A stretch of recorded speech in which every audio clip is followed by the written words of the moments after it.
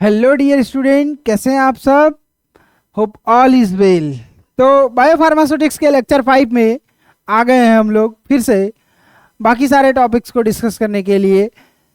तो जो टॉपिक बचा है वो है एक्टिव ट्रांसपोर्ट। क्या पढ़ रहे थे हम लोग? Mechanism of drug absorption. Mechanism of drug absorption तीन तरह से होता है, तीन पाथवे से होता है। इंट्रासेलुलर, पैरासेलुलर और वेसिकुलर। ठीक। Intracellular also known as transcellular. Transcellular या इंट्रासेलुलर एक ही बात है। तो ट्रांससेलुलर इंट्रासेलुलर में हमने क्या देखा कि within the cell transportation कहाँ हो रहा है? विद इन द सेल हो रहा है, 3 स्टेप में हो रहा है, वो हमने देख लिया है फर्स्ट वीडियो में। अब उसके बाद ये 3 प्रोसेस में होता है। ठीक है। अब 2 प्रोसेस क्या क्या है? पैसिव ट्रांसपोर्ट प्रोसेस और एक्टिव ट्रांसपोर्ट प्रोसेस। जो आपका ट्रांससेलुलर मैकेनिज्म है इसमें 2 आते हैं, पैसिव ट्रांसपोर्ट और एक्टिव ट्रांसपोर्ट। पैसिव में आपके पैसिव डिफ्यूजन, पोर ट्रांसपोर्टेशन, आयन पेयर फैसिलिटेटेड और कैरियर मेडिएटेड जो कि चौथा है। फिर आपका एक्टिव ट्रांसपोर्ट शुरू होता है जिसमें कि आपके 2 आते हैं, प्राइमरी एक्टिव ट्रांसपोर्ट और secondary active transport. Primary active transport में क्या आता है आपका? आयन ट्रांसपोर्टर और एबीसी ट्रांसपोर्टर। आयन ट्रांसपोर्टर कैसे हैं? 2 टाइप्स के हैं, एनायन ट्रांसपोर्टर और कैटायन ट्रांसपोर्टर। एबीसी ट्रांसपोर्टर क्या है? ATP binding cassette transporter. ठीक। सेकेंडरी एक्टिव ट्रांसपोर्ट क्या होता है? 2 तरह का होता है, सिम्पोर्ट ट्रांसपोर्टर होता है और एंटीपोर्ट ट्रांसपोर्टर होता है। तो यहीं पे हम पूरा डिटेल समझा दे रहे हैं फर्स्ट स्लाइड से ही। बाकी स्लाइड्स क्या है, इनकी डिटेल है, नोट्स के साथ है, उसको भी हम आपको एक्सप्लेन कर देंगे। है क्या एक्टिव ट्रांसपोर्ट?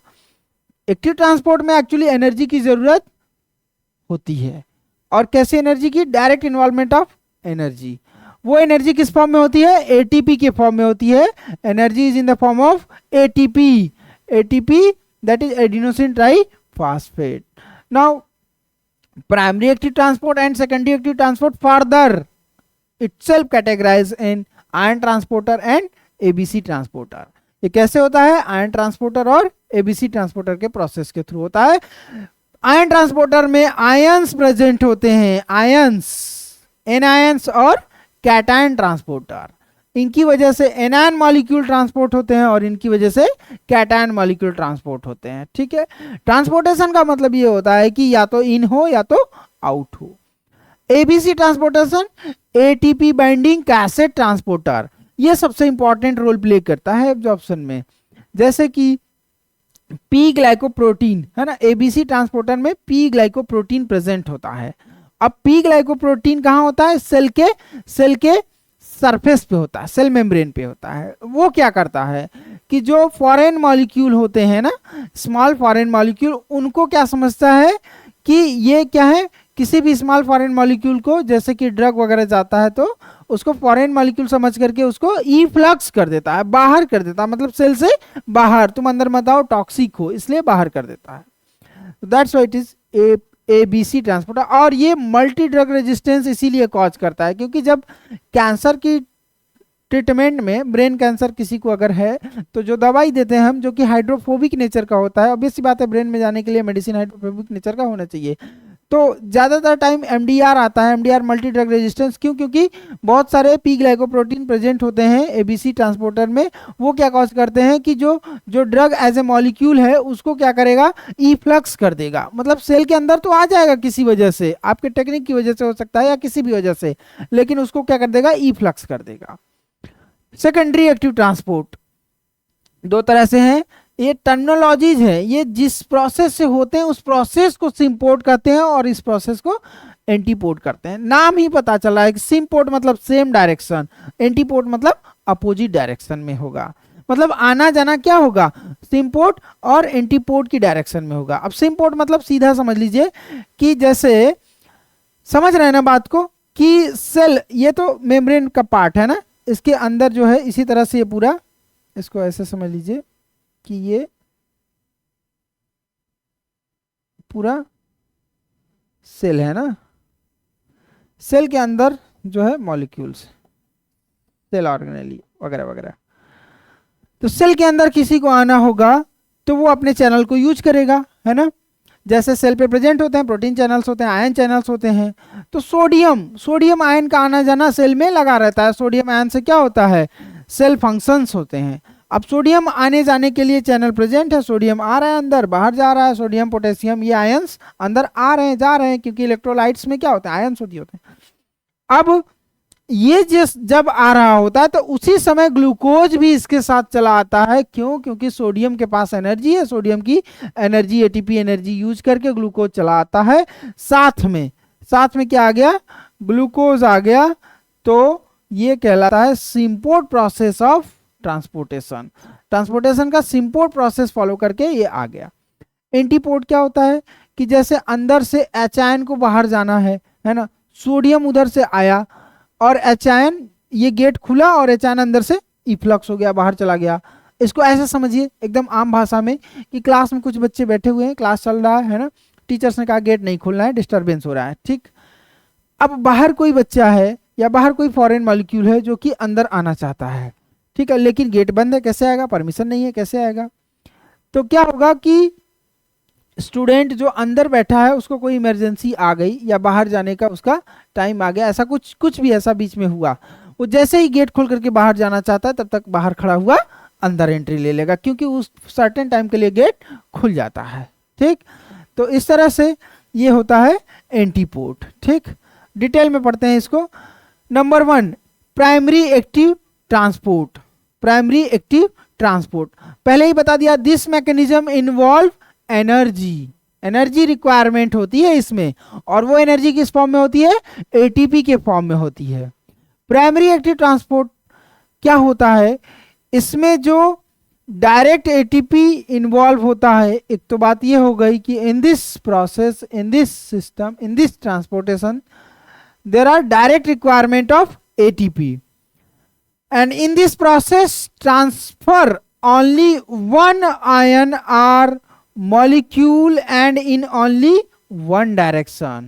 मतलब प्राइमरी एक्टिव ट्रांसपोर्ट जो होता है इसमें एक ही डायरेक्शन में और एक ही मॉलिक्यूल अंदर जाता है या फिर बाहर जाता है ना, हेंस कॉल्ड एज यूनिपोर्टर। इसलिए इसको क्या कहते हैं, यूनिपोर्टर।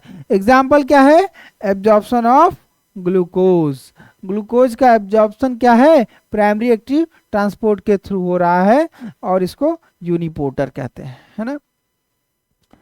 It is categorise in ion transporter and ABC transporter. तो पार्ट में है ना, तो पहला पार्ट क्या है, ion transporter again categorise in anion और कैटायन। तो पहले आयन ट्रांसपोर्टर होता क्या है समझ लेते हैं, है ना, कि transporting ion in or out of the cell. नाम से ही पता चल रहा है कि it indicate ion transportation in और out of the cell, cell के अंदर या बाहर, इन और out of the cell. Example क्या है, एटीपी ड्राइवन आयन पंप जो कि प्रोटॉन पंप होता है। ATP driven ion pump, ATP की वजह से प्रोटॉन, है ना, जैसे कि जो बाहर हो रहा है वो एच आयन होगा, तो एटीपी ड्राइवन। अब ये कोई अंदर आना चाह रहा है, वो अपना एटीपी यूज किया, ठीक है, वो अपना एटीपी यूज किया। अब इसकी एटीपी यूज हुई, यहाँ दरवाजा खुला और अंदर प्रेजेंट आयन बाहर चला गया। तो प्रोटॉन पंप क्या है, acidification of intracellular compartment, acidification cause करता है इंट्रासेलुलर कंपार्टमेंट में, मतलब सेल के अंदर जो जगह है जहां पे जरूरत होती है, तो एसिडिफिकेशन कॉज करता है। तो अब जैसे हमारे स्टमक में एसिड कैसे बनता है, सुबह के समय प्रोटॉन पंप से क्या होता है, प्रोटॉन पंप से एच आयन रिलीज होते हैं, जो सेल पे प्रोटॉन पंप प्रेजेंट है वहां से एच आयन रिलीज होते हैं, और जो कि एसिडिटी और HCl के लिए क्या है, इंपॉर्टेंट है, HCl को कॉज करते हैं।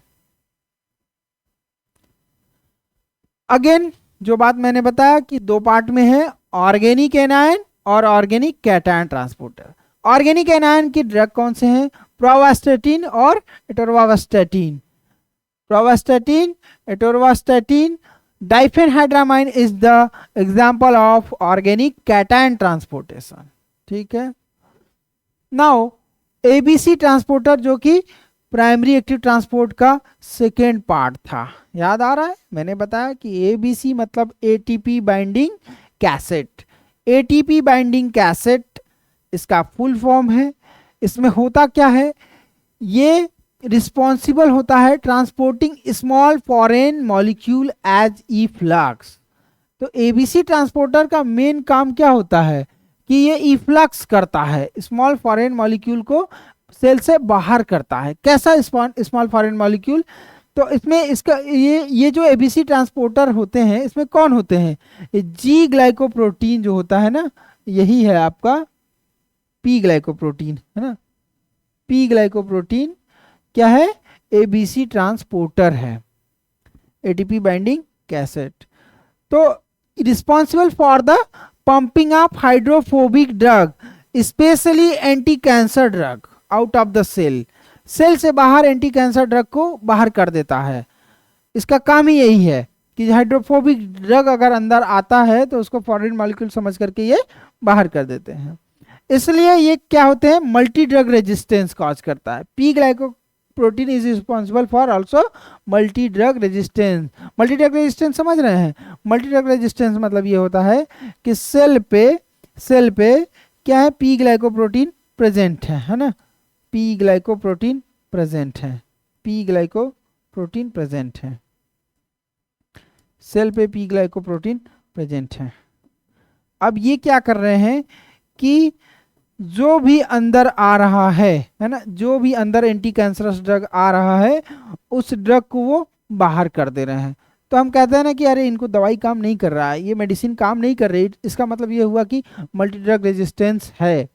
ड्रग रेजिस्टेंस एटलीस्ट तो है ही, मीन्स कि ड्रग अंदर जा रही है लेकिन वो बाहर हो जा रही है सेल से, तो वर्क ही नहीं कर रहा है, मल्टी ड्रग रेजिस्टेंस इसी को कहते हैं। तो wide range of drug out of the brain it cause, है ना। ABC transporter present in the brain capillaries, और कहाँ प्रेजेंट होता है, ब्रेन कैपिलरीज में प्रेजेंट होता है। और पंप करता है ना, क्योंकि ये पंपिंग, ये सभी क्या है, अल्टीमेटली पंपिंग करते हैं अंदर बाहर। पंप मतलब क्या होता है, ऐसे ऐसे करना जिसकी वजह से अंदर और बाहर आना। तो pump a wide range of drug out of the brain, एक बहुत बड़ा रेंज ड्रग का बाहर चला जाता है जो कि यूजफुल है कैंसर में, कैंसर के ट्रीटमेंट में। नाउ आगे अब हम लोग का दूसरा एक्टिव ट्रांसपोर्ट में जो कि सेकेंडरी एक्टिव ट्रांसपोर्ट है। सेकेंडरी एक्टिव ट्रांसपोर्ट होता क्या है, इसको हम कपल ट्रांसपोर्ट भी कहते हैं या को ट्रांसपोर्ट भी कहते हैं, है ना, मतलब एक साथ जाना या एक के साथ जाना, ठीक। तो डायरेक्ट रिक्वायरमेंट ऑफ एटीपी, है ना, इसमें डायरेक्ट रिक्वायरमेंट की जरूरत नहीं है ना, दूसरे का सहारा लेकर। जैसे आप कॉलेज आ रहे हैं, है ना, आपका दोस्त भी आ रहा है, आपका दोस्त बाइक से आ रहा है, आप अपने दोस्त की बाइक पे बैठ गए, है ना, उसके साथ चले आए, तो एनर्जी किसका खर्च हुआ, जो एक आ रहा है वो नहीं लेके आता तब भी उसका एनर्जी उतना खर्च होता है ना। आप उसके साथ आ गए, आपकी कोई भी इन्वॉल्वमेंट नहीं है, कोई भी एनर्जी आपका खर्च नहीं हुआ, कहीं से भी आपने पेट्रोल नहीं डलाया, आपके दोस्त ने भराया, और नहीं आते तब भी वो उतने में ही आता, तो एनर्जी किसका खर्च हुआ, आपके फ्रेंड का। तो यहाँ ऐसे समझ सकते हैं कि वो उसी डायरेक्शन में आ रहा था, आपने उस पर बैठा, आप बैठ के आ गए उसके साथ, तो ये सिंपोर्ट टाइप का हो गया, है ना, सिंपोर्ट टाइप का। और जब यही क्या होता, अब बाइक वाला एग्जाम्पल तो इसमें सेट नहीं करेगा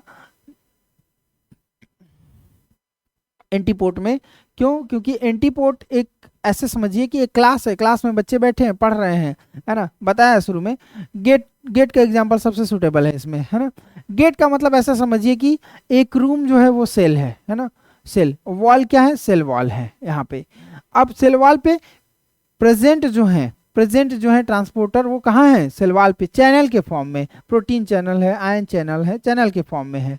तो वहां से सोडियम आयन, पोटेशियम आयन आना जाना लगा रहता है। जब सोडियम आयन आया तो उसके साथ ग्लूकोज भी बाइंड होकर के आ गया, ये सिंपोर्ट टाइप का हो गया, है कि नहीं।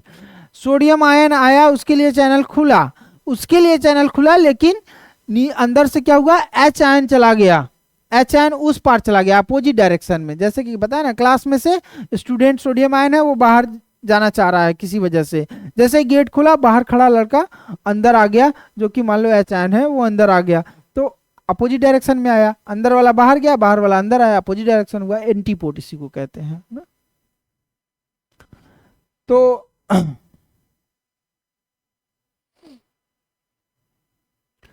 सिंपोर्ट का डिटेल बता ही दिया। को transport involve movement of both molecule in the same direction में। Example sodium glucose symporter. Sodium glucose symporter जो चैनल होता है वो क्या करता है, यूज करता है potential energy of sodium ion. Sodium ion की पोटेंशियल एनर्जी को यूज करता है कि हम सोडियम को ले आए, तो उसमें ग्लूकोज क्या करता है कि ग्लूकोज बाइंड हो जाता है to move glucose against it. तो ये बॉडी का अपना मैकेनिज्म है कि ग्लूकोज को मूव करने के लिए सोडियम आयन की एनर्जी को यूज करता है। ठीक, पेप्टाइड ट्रांसपोर्टर एक दूसरे तरह का ट्रांसपोर्टर है जो कि H ion coupled peptide transporter कहलाता है, जिसमें कि intestinal absorption of peptide like drug. तो पेप्टाइड लाइक ड्रग जो होते हैं जिनका इंटेस्टाइनल एब्जॉर्प्शन हो रहा है वो कौन से ड्रग हैं, beta lactam antibiotics. Beta lactam antibiotics क्या होते हैं, सेकेंडरी एक्टिव ट्रांसपोर्ट में एंटी सिंपोर्ट मैकेनिज्म के थ्रू होते हैं, है ना। देन आपका एंटीपोर्ट आता है। एंटीपोर्ट जो कि counter transport opposite direction, movement of the molecule in the opposite direction, ये याद रखना है। क्या होता है, expulsion of hydrogen ion using the sodium gradient in the kidney में हाइड्रोजन आयन को बाहर करना होता है किडनी को। अब हाइड्रोजन आयन बाहर करने के लिए ये क्या करता है कि चलो सोडियम आयन आने वाला है, एच आयन आने वाला है, एच आयन जैसे ही आएगा, सोडियम आयन जैसे ही आएगा कंसंट्रेशन की वजह से, ये पता है ना ये सेल है।